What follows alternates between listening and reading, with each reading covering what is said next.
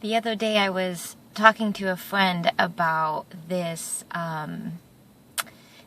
kids who aren't born with the ability to feel pain.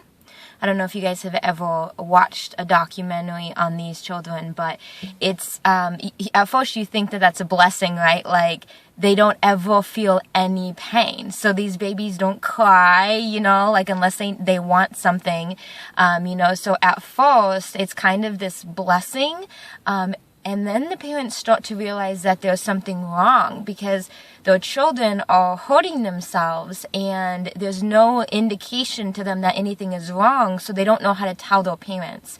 So these poor children have gone on to break their bones on the playground and have no idea, and they're walking on broken bones, and they can't tell you if something's wrong internally. So they may get sick or pass away if you're not able to tell that there's anything wrong. They had one child on there who had bit through their tongue while they were eating because they didn't realize that they were chewing on their tongue and not their food, and it was just this crazy concept of something that seemed so cool, like a superpower, not to feel any pain, but in reality, pain is there for a reason, right? Pain is there to let us know that something is just not quite right and needs our attention. And the exact same thing is true whether it's physical pain or whether it's an emotionally mental pain. Right? And so a lot of times I share with people that I love my pain. And they look at me like I'm crazy. Like, who in the right mind would want to go through pain? But what pain does is pain tells you that something needs your attention. And so when we think about our life experiences are so important because as you experience things in life, the goal is to walk away from that experience and say, okay, what went well? What didn't go so well? What decisions did I make? What outcome did I have? And if the outcome was not a pleasant one, it was a painful one, or if it was a struggle, then the whole concept is for you to try and reevaluate what your decision-making process was, what actions you took, and try and change it so that the next time you're in that situation, it's less painful. You make a better decision. So, you see this all through life, whether it be, in relationships or friendships or jobs or whatever. But let me take an easy example that everybody, I think, could understand. There's a lot of people out there that have problems with money management, right? And so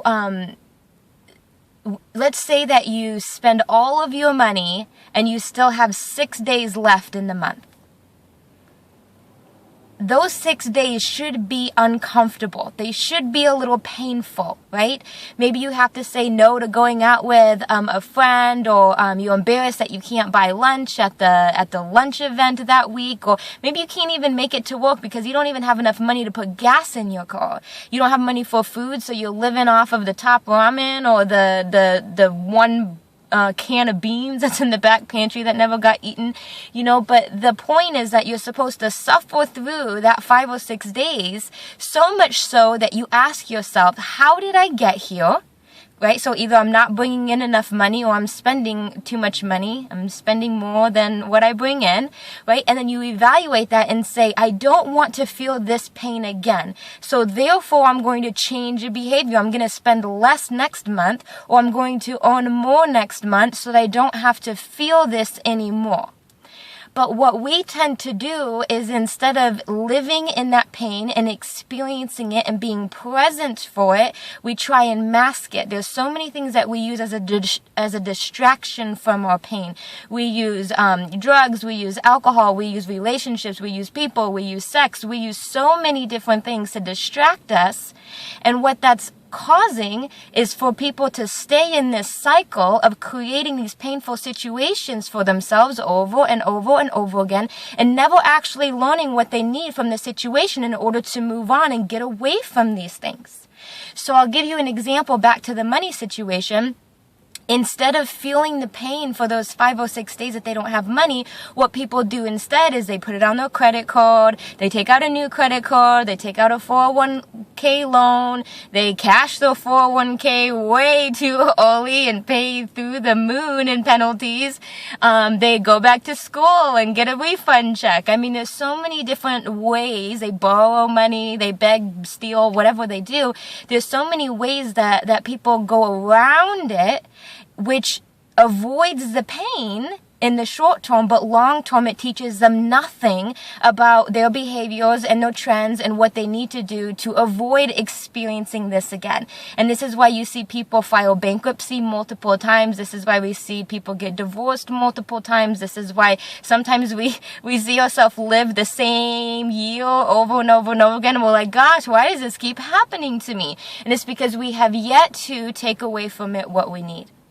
So pain is a very beautiful thing because it tells us, hey, something is not right. You have to change something here. So pain can be incredible.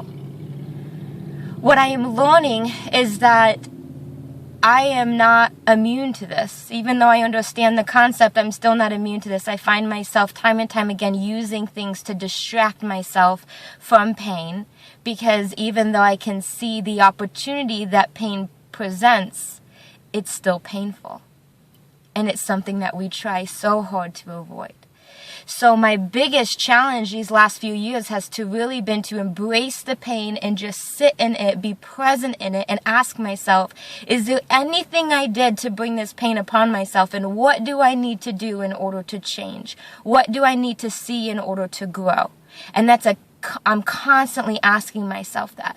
Through this entire process with my husband in our separation, many people have given us advice. Some of it has been great, some of it has been not so great. But one of the things that I keep hearing from people, whether to me or to him, is just stay busy. Just stay busy. If you just stay busy, eventually it starts to feel better, right? And I think that this is a common thought for a lot of people, is when you feel pain, avoid it at all costs by staying distracted by everything else. Just stay busy. Staying busy and staying in action is an incredible thing. But you have to be cautious not to use action or things or plans or people or whatever it is to miss out or keep you from the opportunity of learning from the experience. It's supposed to be painful. Me and John are supposed to be feeling some pain right now. That pain causes us to say, what was I missing?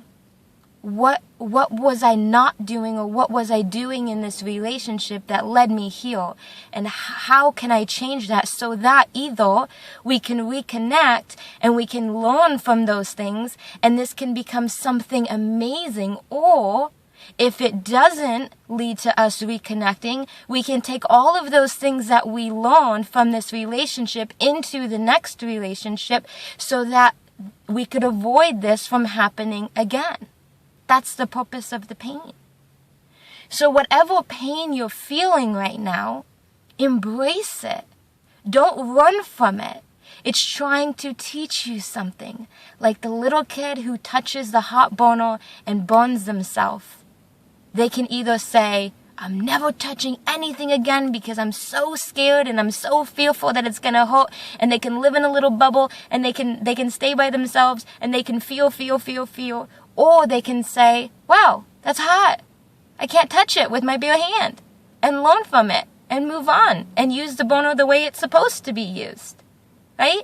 So that led me to my second realization, which I will put on another video because we're already at 9 minutes and I feel horrible.